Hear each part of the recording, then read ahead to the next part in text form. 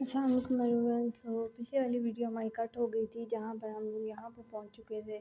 हमने फिनॉक्सीबेंजामीन का देखा कि एपिनेफ्रिन हार्ट पर भी एक्ट करके और हार्ट रेट इंक्रीज़ कर रहा है। सो यहाँ पर फिनॉक्सीबेंजामीन में दो काम हो रहे हैं, एक आपका ब्लड प्रेशर भी डिक्रीज़ हो रहा है, साथ ही साथ आपका हार्ट रेट बढ़ रहा है। सो इट्स मीन कि हम इसके थेरापेटिक यूजेस को अब देखते हैं। सो सबसे पहले ये ट्रीटमेंट हम देख लेते हैं हाइपरटेंशन के लिए। सो हाइपरटेंशन में इनडायरेक्टली आपके पास क्या हुआ होता है, आपका ब्लड प्रेशर बढ़ा होता है, आपका हार्ट रेट नहीं बढ़ा होता, ब्लड प्रेशर बढ़ा होता है। तो आपने पढ़ा कि फिनॉक्सीबेंजामीन ब्लड प्रेशर को कम करता है, तो हम ब्लड प्रेशर के पेशेंट्स को फिनॉक्सीबेंजामीन दे सकते हैं ताकि उनका ब्लड प्रेशर कम हो जाए।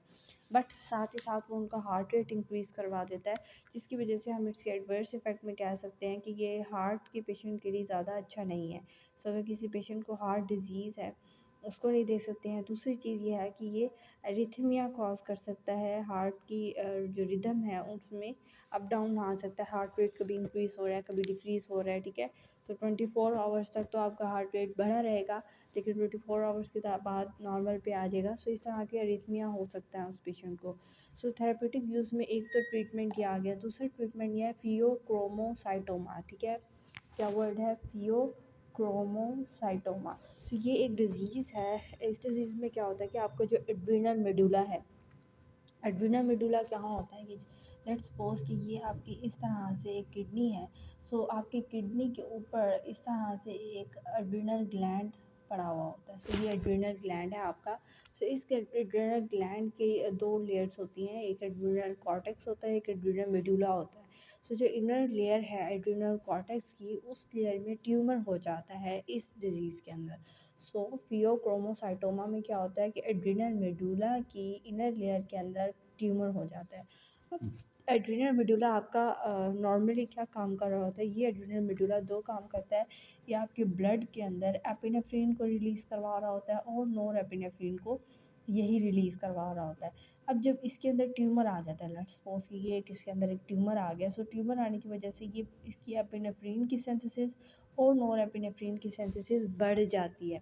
सो अगर एपिनेफ्रिन की सिंथेसिस बढ़ जाएगी तो आपका इनडायरेक्टली हार्ट रेट और ज़्यादा इंक्रीज़ हो जाएगा, ठीक है। सो ये चीज़ हो सकती है कि ये इस तरह के पेशेंट्स को के लिए अच्छा है कि जिनका हार्ट रेट बढ़ा हुआ है या जिनका बीपी बहुत ज़्यादा हाई हुआ हुआ है, या उनको हम लोग ये ड्रग दे सकते हैं ताकि उनका बीपी वापसी नॉर्मल पे हो। अब हम इसके कुछ नेज़ल कुछ वो एडवर्स इफ़ेक्ट देख लेते हैं। सबसे पहले एडवर्स इफ़ेक्ट है नेज़ल स्टिफनेस। नेज़ल स्टिफनेस भी आप कह सकते हैं या नेज़ल कंजेशन भी आप कह सकते हैं। नेज़ल कंजेशन का मतलब ये है कि आपका नोज़ल कैविटी जो है वो फुल हो जाती है, भर जाती है आपकी म्यूकस से, जो उसको हम प्रोसेस को नेज़ल स्टिफनेस कहते हैं या कंजेस्टेंट। सो नोज़िया, वॉमिटिंग, हार्ट की डिजीज़ और एरिथमिया, ये इसकी एडवर्स इफ़ेक्ट नहीं है, ये इसकी कॉन्ट्रा इंडिकेशन हो जाती है कि जिस पेशेंट को हार्ट डिजीज़ है या एरिथमिया है उसको वो कॉन्ट्रा इंडिकेटेड है, उस पेशेंट को आपने ये ड्रग नहीं देनी है। नेक्स्ट ड्रग पे चलते हैं, जो कि ड्रग है आपके पास फेंटोलामाइन। फेंटोलामाइन ये आपके पास एक ऐसी ड्रग है जो बिल्कुल नॉन सेलेक्टिव है, यानी अल्फ़ा 1 पे भी एक्ट करेगी, अल्फ़ा 2 पे भी एक्ट करेगी। इसके साथ साथ अगर हम इसकी और बात करें तो ये कम्पिटिटिव है। हमने फिनॉक्सीबेंजामीन में देखा था कि वो नॉन कम्पिटिटिव थी, ये कम्पिटिटिव है, ये लड़ झगड़ के लड़ेगी। कम्पिटिटिव जो भी ड्रग होती है वो लड़ती है, ठीक है। नॉन कम्पिटिटिव शरीफ होता है, वो लड़ता नहीं है। बट कम्पिटिटिव को लड़ना पड़ता है, अपनी एनर्जी लगानी पड़ती है, जिसकी वजह से इसका ड्यूरेशन बहुत कम रह जाता है, क्योंकि इसने लड़ना होता है। तो इसको लड़ाई में ज़्यादा जो है वो देर टिकने नहीं देते हैं, ठीक है। सो ये सिर्फ 4 घंटे तक असर करेगा, जबकि फिनॉक्सीबेंजामीन 24 आवर्स तक काम कर रहा था। अगर अब बात करते हैं तो इसके मैकेनिज़्म की, तो बिल्कुल इसका मैकेनिज़्म वही है जो हमारे पास फिनॉक्सीबेंजामीन में था, क्योंकि अब ये दोनों रिसेप्टर पे एक्ट करता है। सो ये अल्फ़ा 1 रिसेप्टर पे एक्ट करेगा जो कि ब्लड वेसल्स में है, और हमारे पास वहाँ पर वैसोडाइलेशन कर देगा या हमारा कम कर देगा वहाँ पर बीपी। दूसरा अगर हम बात करें कि ये अगर अल्फ़ा 2 रिसेप्टर पे बाइंड होगा जो कि प्री साइनेप्टिकली प्रेजेंट होते हैं, तो एज अ रिज़ल्ट उसके रिज़ल्ट में ये नॉर एपिनेफ्रिन की सिंथेसिस को बढ़ा देता है, और फिर नॉर एपिनेफ्रिन बीटा 1 हार्ट के ऊपर एक्ट करता है और हार्ट रेट इंक्रीज़ करता है। सो वही की वही चीज़ फेंटोलामाइन ड्रग के अंदर आ जाती है, जो कि हमने फिनॉक्सीबेंजामीन में पढ़ी है। बिल्कुल they have same therapeutic effects, they are used to treat hypertension and फियोसाइटोक्रोमा and adverse effect are usually same, so therefore I have don't write the repetition of it. So the things you have written in the phenoxybenzamine, similarly you will write in phentolamine. Just the difference between the two drugs is that it is competitive inhibitor, while the phenoxybenzamine is a non-competitive, and there is a difference in their duration. It is acting for 24 hours, while the other is acting for 24 hours.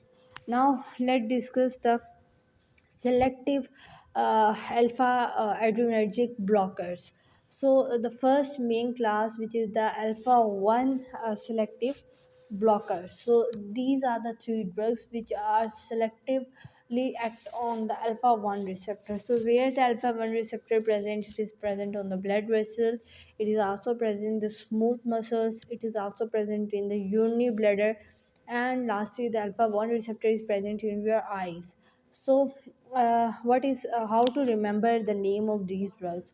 So their name has similar, they end with zosin, with the word of zosin, just the difference in tara, doxa and para. So the trick and the mnemonic trick to remember is that you will remember it with the name of तेरा डोसा बड़ा प्यारा है। ठीक है, तेरा डोसा बड़ा प्यारा है, डोसा एक खाना है, तो आपका वो एक बंदा कह रहा है दूसरे को कि आपका डोसा बहुत ही प्यारा है। सो उससे हम याद रखेंगे कि डोसा ने अल्फ़ा वन पे रेट करना है, और ये भी कम्पिटेटिव होते हैं because they have to fight too in order to block the alpha 1 receptors. So the alpha 1 receptor is firstly present on the blood vessel, so they react with it, causing the vasodilation and causing the decrease in the blood pressure. Secondly, the alpha 1 receptors are also present on your urinary bladder. So how they are present? So let's suppose this is your urinary bladder. Okay, so now here is a sphincter is present. On that sphincter, the alpha 1 receptors are present. So this tyrosine, doxamine, they will reach there and they will block this receptor as there. And after the blocking this receptor, they will cause the opening of this sphincter and increase the urination process and cause to release the urine.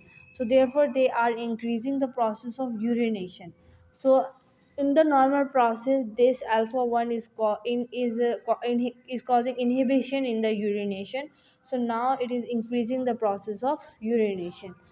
Now let's discuss about their treatment. So what is the therapeutic use of this teradoxin, dosazoxin and parazoxin? So they are used to treat benign prostate hyperplasia, and they also used to hypertension because it is decreasing the blood pressure. So what is the beginning prostate hyperplasia? So it is a disease in the males that they cannot release their urine. They have strongly urine retention in them. So therefore, in order to increase urination in them, we will give them terazosin, doxazotin and parazosin in order to increase the urination. And one thing you have to remember that indoors oxygen has high half life among all the other drugs. Now let's discuss about their pharmacokinetics. So usually all drugs are released through the urine, but doxazosin is a drug which is released through the feces. Now let's discuss about their adverse effects. So their adverse effects are usually fainting, that you will feel a dizziness, a kind of unconsciousness.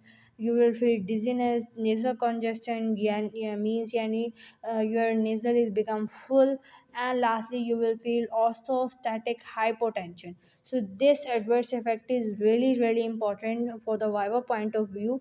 They will say to you that what is orthostatic hypotension. So actually this is a process in which when you let's suppose you have given a patient a drug of terazosin, doxazosin and parazosin, and after eating that drug, when the patient stand after the eating that drug, he will feel unconsciousness. ठीक है, he will feel fainting process and he will slap to down. So therefore this process is called as orthostatic hypotension, in which you feel no fainting or no dizziness while you are sitting or while you are laying down, but when you stand up you will feel fainting and dizziness. So therefore the doctors prefer to give these drugs at the night time. so the patient will not feel fainting and the patient will keep safe. Now, after covering it, now we are going to see the last drug, which is the alpha 2 selective blocker. So this drug is yombin. Okay, so yombin is a competitive inhibitor, so it has to fight with it and have to selectively block the alpha 2 receptors which are present on the presynaptic neuron. Now, what is the source of yombin? That it also released from a natural source. So it is released from the bark of a yombin tree. So this is a tree from which bark we get this drug. And what is the mechanism of it? Very simple, that it is going to your presynaptic neuron. On the presynaptic neuron, alpha 2 receptors are present, so they are blocking it. An alpha 2 receptor naturally and normally they are decreasing your sympathetic activity, but now by blocking the alpha 2 receptor your sympathetic activity increases. So what are the sympathetic activities? Simply that your heart rate increases, your blood pressure increases, your eye pupil dilates itself. So these are the sympathetic activities. Now, what are the uses of it? So it is used in the sexual stimulation, and lastly it is used for the therapeutic treatment of erectile dysfunction. So it is a disease in which this drug is used, and this is used to treat that kind of disease in male specifically. So this was all about the adrenergic antagonist drugs.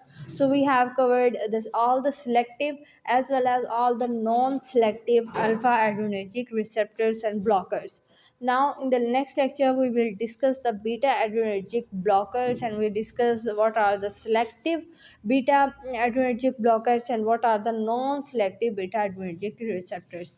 So this was all about the today's lecture. I hope that you will like this video. So if you like it, then please press the subscribe button in order to get all the videos, and also press the bell icon in order to get the notification of all the videos which I uploaded at the first. So take care of yourself. Meet you soon in the next lecture. Till up, Allah Hafiz.